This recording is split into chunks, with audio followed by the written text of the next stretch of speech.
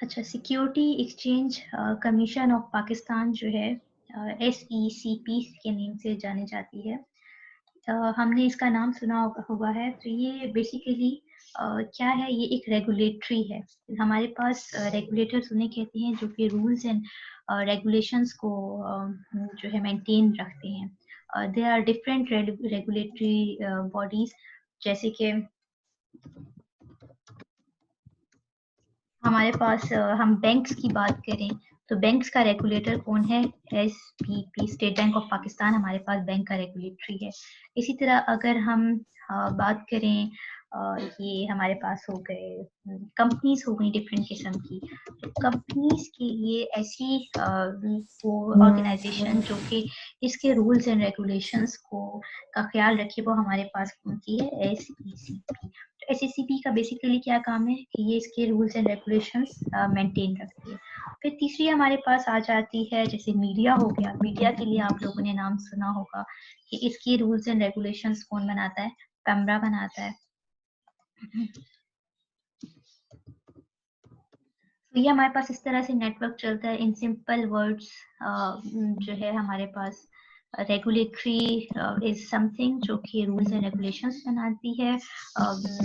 किस किस के लिए? जैसे बैंक्स हो गए, बैंक्स के स्टेट बैंक ऑफ पाकिस्तान जो है वो तमाम पाकिस्तान के जितने भी बैंक्स हैं उनके रूल्स एंड रेगुलेशंस के वो किस तरह चलेंगे, कौन से मेथड्स को, कौन से रूल्स को फॉलो करेंगे, तो उसके लिए सब कुछ जो हेड बॉडी होती है वो होती है स्टेट बैंक ऑफ पाकिस्तान। इसी तरीके से जितनी भी पाकिस्तान में कंपनीज हैं, ऑर्गेनाइजेशंस हैं, NGOs हैं, वो सब किस किस रूल्स को फॉलो करेंगी, किस तरह से चलेंगी, उसके लिए हमारे पास है SECP। और इस तरह जैसे मीडिया चैनल्स हो गए हमारे पास, ये जिसमें हमारे पास आ गया हम TV हो गया, डिफरेंट किस्म के चैनल्स हो गए, ये सब कौन से रूल्स को फॉलो करेंगे, जैसे किस टाइप का मटेरियल इन्होंने दिखाना है, हमारा इंडिया के चैनल्स दिखाने हैं नहीं दिखाने, इंडिया का या फॉरेन मटेरियल हम लोगों ने कुछ दिखाने के नहीं दिखाना, हमने गवर्नमेंट के अगेंस्ट कितना बोल सकते हैं ये चैनल्स न्यूज में, ये सब कौन डिसाइड करता है? पैमरा। जैसे कि रिसेंटली मैंने सुना वकार जका का कोई प्रोग्राम था, वो पैमरा ने बैन किया। तो फिर जो रूल्स एंड रेगुलेशंस के अगेंस्ट आते हैं, पैमरा उनको बैन कर देता है। इसी तरह कंपनीज के जो रूल्स हैं, जो कंपनी उन रूल्स को नहीं फॉलो करती तो फिर SECP उस कंपनी को बैन कर देता है। This is how this whole system works. तो मेन SECP का कॉन्सेप्ट आपको समझ आ गया होगा। अब क्या होता है कि SECP, अब जैसे कोई बंदा कंपनी बना लेता है और वो उसको रजिस्टर करना चाहता है, तो वो क्यों रजिस्टर करता है? When you register any company under the law of it gets registered with SECP। अब जो आप लॉ के अकॉर्डिंग रजिस्टर करवा देते हैं ना किसी भी कंपनी को, तो वो SECP के पास हमारे पास रजिस्टर हो जाती है। कैसे देखें?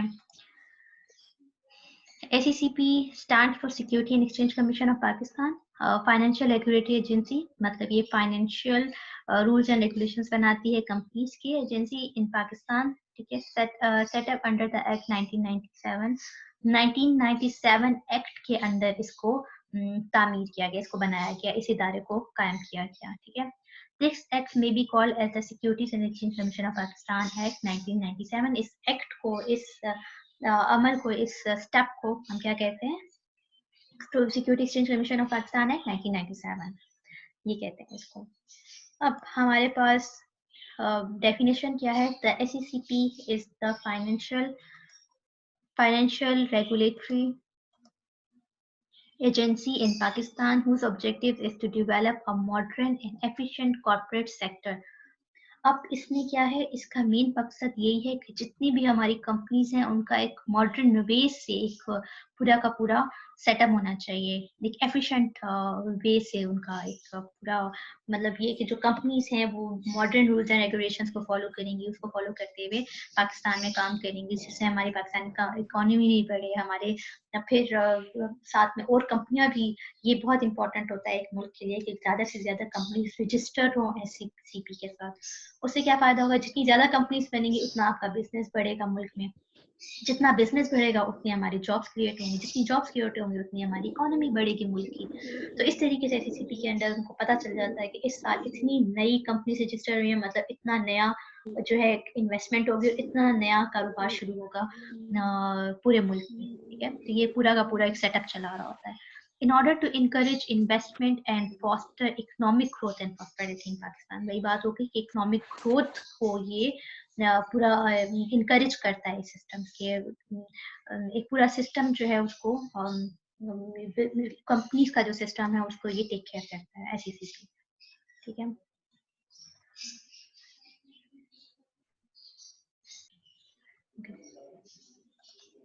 अब इसका विजन क्या है लॉन्ग टर्म के लिए, इसने क्या सोचा है, is the development of modern and efficient corporate sector, कि एक मॉडर्न और एफिशिएंट कॉर्पोरेट सेक्टर पाकिस्तान में होना चाहिए। ठीक है, based on sound regulatory principles, और जो रूल्स एंड रेगुलेशंस हैं वो भी इस तरह के हों कि और जिसको फॉलो किया जा सके। देखिए, अब इसमें हर वो बिजनेस रजिस्टर हो सकता है जो कि पाकिस्तान के रूल्स एंड रेगुलेशंस के अकॉर्डिंग लीगल है। अब इलीगल बिजनेसेस, लेट से चर्च का बिजनेस या किसी और चीज इलीगल जो कि पाकिस्तान के रूल्स एंड रेगुलेशंस के अकॉर्डिंग इलीगल करार दी गई है, वो इसमें रजिस्टर नहीं हो सकती। अब यही चर्च का बिजनेस हो सकता है किसी और कंट्री में लीगल, और बियर का बिजनेस यहाँ पे इलीगल है, हो सकता है किसी, बल्कि यकीनन है और कंट्रीज में लीगल। तो वहाँ के रूल्स एंड रेगुलेशन से वहाँ के कंपनीज में वो लोग वहाँ के उसमें ये सिस्टम में ये लोग रेगुलेटरी बॉडी में रजिस्टर करवा सकते हैं अपनी कंपनी, लेकिन पाकिस्तान में कोई बियर की कंपनी को रजिस्टर नहीं करवा सकते किसी भी के साथ। इसी तरह मिशन इसका शॉर्ट टर्म क्या है, is to develop a fair, efficient and transparent regulatory framework. देखें, ये बहुत जरूरी है। इससे क्या होता है, जो कंपनी जिनके साथ रजिस्टर हो जाती है, अगर वो अपने कस्टमर्स के साथ कोई धोखा करती हैं या अपनी वॉइस के साथ, तो अल्टीमेटली क्या होता है, वो एसईसीपी का कोई ना कोई रूल जो है वो फॉलो नहीं कर रही होती, जिसकी वजह से उनकी रजिस्ट्रेशन कैंसिल हो जाती है, उनके ऊपर प्रॉपर एक्शन लिया जाता है। तो इसके साथ रजिस्टर होने से ये भी बहुत फायदा हो जाता है कि लोग जो होते हैं वो ट्रस्ट करना शुरू हो जाते हैं आपकी कंपनी पर, कि हाँ ये एक ट्रस्टेबल कंपनी है, हमें धोखा वगैरह नहीं देगी। ठीक है, फिर स्ट्रैटेजी क्या है, अब इनकी स्ट्रैटेजी क्या है, किस तरीके से ये काम करते हैं। काम ये इस तरह से करते हैं, is to develop an efficient and dynamic regulatory body, ensures proper risk management procedures in the capital market. अब देखिए कि एक कंपनी है वो बहुत बड़े रिस्क से भी बच जाती है। इसके अंदर जब वो रजिस्टर हो जाती है तो उसको कंफर्म एक तरह से वो एक सिक्योर हो जाती है कि हाँ अब मैं रजिस्टर्ड हूँ, लोगों की नजर में आ जाता है कि हाँ ये एक प्रॉपर एंटिटी के तौर पे सामने आ जाती है। उसके बाद फिर कंपनी के ऊपर डिपेंड करता है कि वो अपना ब्रांड किस लेवल तक लेकर जा रही है। जैसे यूनिलीवर्स हो गया, पहले ही कभी रजिस्टर हुई होगी तो एक छोटे लेवल पर होगी, उसके बाद वो अपनी ब्रांडिंग करके और अपने प्रोडक्ट को इस तरह स्टैब्लिश किया कि वो बहुत बड़े लेवल पर चली गई, कौन नहीं जानता यूनिलीवर्स को। ठीक है, and protects investors through responsive policy. अब जो लोग उनके शेयर्स खरीद रहे हैं, जो लोग उनमें इन्वेस्ट कर रहे हैं, तो वो ट्रस्ट करेंगे एसएससीपी पर, ट्रस्ट करते हुए वो उनके साथ आराम से इन्वेस्ट कर लेंगे। ठीक है, तो उनको पता होगा कि हाँ अब हमें प्रॉपर, अगर ये कह रहे हैं कि हमने इतना % आपको प्रॉफिट देना है तो उनको मिलेगा उसके अकॉर्डिंग पे। अच्छा, बेनिफिट्स क्या होते हैं, एक तो आपका कंपनी का जो नेम है उसको एक पहचान मिल जाती है। ठीक है, फिर दूसरा और क्या होता है, आपने क्या करना होता है, आपने सबसे पहले जब हम उसको रजिस्टर करवाने जाते हैं कंपनी को, तो सबसे पहले तो हम चेक करते हैं कि कोई, अगेन नेम की बात आ गई कि नेम जो है हमारा एक्सेस तो नहीं करता वहां पर। जैसे ही हम लोग को इसी टाइप का नेम वहां पर देंगे तो वहां पे हजारों ऑलरेडी कंपनी रजिस्टर्ड हुई है, अगर आपने जो नेम दिया है उसे मैच करता होगा तो ऑब्वियसली अल्टीमेटली आप अपना नेम कंपनी का चेंज करेंगे। फिर रिक्वायरमेंट्स क्या क्या होती है, कैसे हम एसईसीपी के साथ अपनी कंपनी को रजिस्टर करते हैं। सबसे पहले तो आपने डॉक्यूमेंट्स जो हैं वो अरेंज करने होते हैं, डिफरेंट डॉक्यूमेंट्स अपनी कंपनी के। फिर उसके बाद आप क्या करते हैं, सीएनआईसी जितने भी आपकी गवर्निंग बॉडीज आप शो करना चाह रहे हैं, जितने भी आप डायरेक्टर्स शो करना चाह रहे हैं, उनका मोबाइल नंबर, उनका सीएनआईसी, उनका आपने ईमेल एड्रेस वगैरह, ये वहां पर वेबसाइट पे जो है वो देना होता है उन सब का नेम के साथ। फिर उसके बाद आपको क्या करना होता है, आपको एक और इम्पोर्टेंट चीज तैयार करनी होती है, memorandum of association. Memorandum of association क्या होता है कि आप एक रूल्स एंड रेगुलेशंस अपने खुद के तैयार करते हैं, अपनी ही जो है कंपनी जो आप रजिस्टर करवाने जा रहे हैं उसके। जैसे आप कहेंगे कि हमारे मेमोरेंडम ऑफ एसोसिएशन में इतने पार्टनर्स होंगे, ये पार्टनर का इतना इतना % शेयर होगा, इन पार्टनर्स कितने सालों तक ये पार्टनर्स रहेंगे, कितने साल के बाद ये पार्टनरशिप से क्विट कर सकते हैं। तो ये सारे जो आपका मुआहिदा है ना डायरेक्टर्स के बारे में या पार्टनर्स के बारे में, वो मेमोरेंडम ऑफ एसोसिएशन में आप लिख देंगे, ठीक है। ऑब्जेक्टिव्स इसमें आ जाएंगे कंपनी के आपके, ठीक है। ये सारे आप लिखकर ये सबमिट करेंगे और साथ ही आपने फिर आर्टिकल ऑफ एसोसिएशन भी जो है वो भी इसमें सेंड कर देना होता है। तो it is very easy process. Registration जो है वो बहुत ज़्यादा आसान होती है। एससीसीपी के पास कोई भी अपनी कंपनी जो है एस्टैब्लिश करेगा तो ये जो है ये वाली रिक्वायरमेंट उसको जस्ट पूरी करनी होगी। फिर इसके बाद क्या होता है, जब आप रजिस्टर कर लेते हैं तो आपके डायरेक्टर्स को और आपके जो डायरेक्टर्स हैं उनको और आपकी कंपनी को अलग सेपरेट एनटीएन नंबर दे देते हैं, national taxation number. NTN number उनको भी मिल जाता है। इसका मतलब ये कि डायरेक्टर्स जो है वो भी अपना अपना जो है टैक्स खुद पे किया करेंगे और साथ कंपनी पे भी जितना आपको टैक्स लगा करेगा वो उस कंपनी ने एनुअली देना है, जब भी देना है तो वो टैक्स देना हुआ करेगा। फिर क्या होता है, इसके बाद तकरीबन ये पूरा प्रोसेस 5 से 8 दिन लेते हैं, 5 to 8 डेज। और 5 to 8 डेज के बाद आपका आराम से एनटीएन नंबर आपको मिल जाता है और आप रजिस्टर हो जाते हैं, आपको एक सर्टिफिकेट टाइप मिल जाता है, ठीक है। इसके बाद क्या करना होता है, इसके बाद आपको एक बैंक अकाउंट क्रिएट करना होता है। बैंक अकाउंट जो होता है बैंक अकाउंट आपको क्रिएट करना होता है। बैंक अकाउंट जो होता है वो कंपनी के नाम पर खुलता है और फिर उसमें भी आप मिनट्स प्रोवाइड करते हैं। मिनट्स में क्या होता है, मिनट्स में आप ये इंफॉर्मेशन बैंक को देते हैं कि इस अकाउंट को कौन चलाएगा, कौन सा डायरेक्टर रन करेगा या कितने लोग रन करेंगे और इसी तरीके से कौन कौन उसमें से पैसे ड्रॉ कर सकता है। तो ये सब जो है आपका मिनट्स में आ जाएगा, ठीक है। सो बैंक अकाउंट में आप सारी डिटेल्स बता देंगे कि who is going to operate your bank account, ठीक है। फिर इसके बाद क्या है, अगर आप अच्छा ये तो आपका सारा हो गया एससीसीपी से रिलेटेड।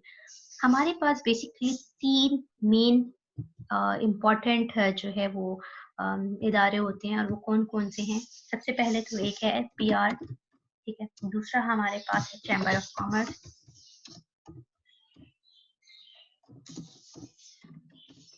थर्ड हमारे पास इम्पोर्टेंट जो है वो है एसईसी, ठीक है।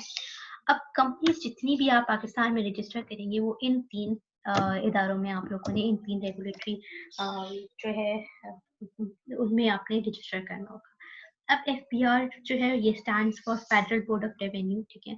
अब फेडरल बोर्ड ऑफ रेवेन्यू के साथ आप कौन से और किस टाइप के जो है बिजनेसेस रजिस्टर कर सकते हैं। एफबीआर के साथ आप सारे उस टाइप के रजिस्टर करेंगे जिन जो आप लेट्स से आपके पास किस टाइप के होते हैं बिजनेसेस। सोल प्रोप्राइटरशिप होती है जिसमें आप इंडिविजुअल तौर पे एक बिजनेस चला रहे होते हैं। तो जो इंडिविजुअल बिजनेस आप चला रहे हैं वो आप एफबीआर के साथ इसमें कोई खास स्पेसिफिक रूल नहीं है कि आप चैम्बर ऑफ कॉमर्स के साथ रजिस्टर करें या एफबीआर के साथ करें या सीसीपी के साथ करें।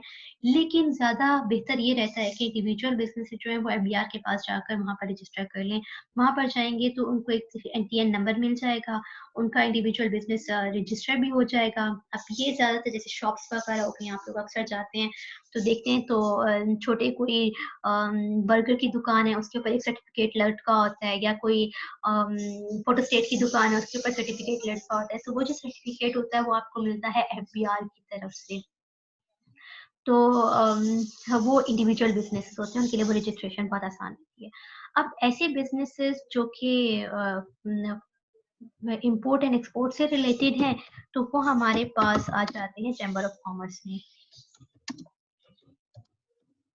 इम्पोर्ट एंड एक्सपोर्ट जितने भी आपके हो गए, इसके अलावा जैसे आपने कोई फॉरेन में जो है कोई बिजनेस जो आपके वो होते हैं बिजनेस टूर्स होते हैं उसके लिए जाना है तो ये आपको रिकमेंड कर देते हैं।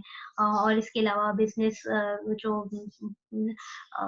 कोई बंदा वहां से इस तरफ आना चाह रहा है तो इसको इन्विटेशन लेटर भी ये लोग प्रोवाइड करते हैं, ठीक है, फॉरेन विजिटर्स को कोई बिजनेस पर्पस पे। तो ये चैम्बर ऑफ कॉमर्स में इंपोर्ट एंड एक्सपोर्ट वाले बिजनेस जो है वो आप जो है रजिस्टर करवा लेते हैं, ठीक है। फिर SECP security exchange commission of Pakistan क्या होता है, इसमें आप अच्छा एक और चीज मैं इसमें बताती चाहूँ कि एसोसिएशन ऑफ पर्सन्स जो है वो भी वो किसे कहते हैं, एओपी, अपने पास आप लोग नोट डाउन कर लें। Association of AOP stand for association of person. अच्छा, ये क्या होती है, जहाँ 2 या 2 से ज्यादा लोग बिजनेस करते हैं, ठीक है। ये भी एओपी भी आप चैम्बर ऑफ कॉमर्स से रजिस्ट्रेशन करवा सकते हैं। इसमें पार्टनर्स को भी एनटीएन मिल जाता है और कंपनी को भी एनटीएन मिल जाता है, सेपरेटली सबको उनको मिल जाता है, ठीक है। तो ये भी बहुत बड़े बिजनेस नहीं होते, छोटे टाइप के बिजनेस होते हैं, तो ये भी आप चैम्बर ऑफ कॉमर्स से रजिस्टर करवा सकते हैं। चैम्बर ऑफ कॉमर्स भी इसमें एक सर्टिफिकेट दे देता है जो लगा लेते हैं, जिससे कि एक सिक्योरिटी मिल जाती है कि हाँ ये रजिस्टर्ड एक प्रॉपर बिजनेस चल रहा है, ठीक है। फिर अब SECP क्या है, इसमें कंपनीज रजिस्टर्ड होंगी, जैसे बड़े लेवल की कंपनीज हैं। इसमें भी कोई हार्ड एंड फास्ट रूल नहीं है, लेकिन बेहतर यही है कि तब इसमें SECP के साथ तब रजिस्ट्रेशन करवाई जाए जब उस बंदे के पास एनफ पैसे हों, इतने पैसे हों कि वो अपने जो आपके जितनी रजिस्ट्रेशन है वो भी दे सकें और एनुअल रजिस्ट्रेशन है वो भी पे कर सकें, और उसके अलावा जो ऑडिटर्स वगैरह की फीस है वो भी ये जो है अफोर्ड कर सके, ठीक है। तो SECP के पास हमारे पास कंपनीज जो है वो SECP में रजिस्टर होती है, ठीक है। ये हमारे पास 3 मेन सेक्शन हो गए। आई गेस इतना आप लोगों को समझ आ चुका होगा। अच्छा, एक और इम्पोर्टेंट पॉइंट है, मैं बताती चलूँ कि FBR के साथ आप लोग बैंकिंग सेक्टर को रजिस्टर नहीं कर सकते, बैंक्स वगैरह अगर रजिस्टर करना हो तो।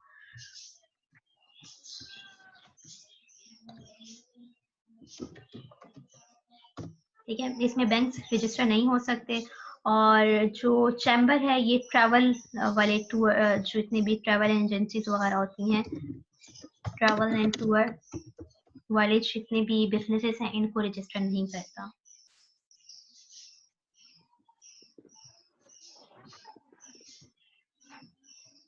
ठीक है, ये दोनों नहीं होता है। तो यहाँ तक आपका मेन इम्पोर्टेंट